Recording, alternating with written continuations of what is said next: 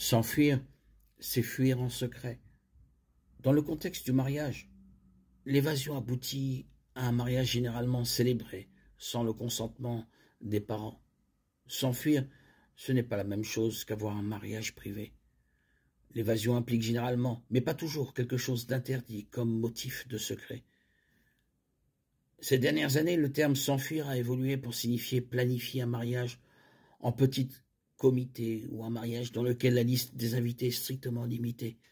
Cependant, pour les besoins de cet audio, nous définirons l'évasion comme l'acte de s'enfuir pour se marier en secret, et nous examinerons si la Bible a quelque chose à dire à ce sujet. Les coutumes ont changé au fil des siècles et différent toujours d'une culture à l'autre. Dans les premiers temps de l'histoire de l'homme, une mariée et un marié se choisissaient simplement l'un l'autre et fondaient un nouveau foyer, Genèse 2, 22. Mais à mesure que la population augmentait sur la terre, cette formation d'une nouvelle famille était un motif de célébration. La première allusion à une coutume matrimoniale dans les Écritures se trouve lorsqu'Abraham renvoya son serviteur dans son pays d'origine pour trouver une épouse pour son fils Isaac, Genèse 24, 3, 4.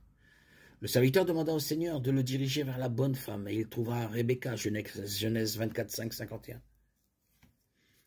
Sa famille lui permit de prendre la décision, et elle accepta de retourner avec le serviteur et de devenir la femme d'Isaac, Genèse 24, 57, 58.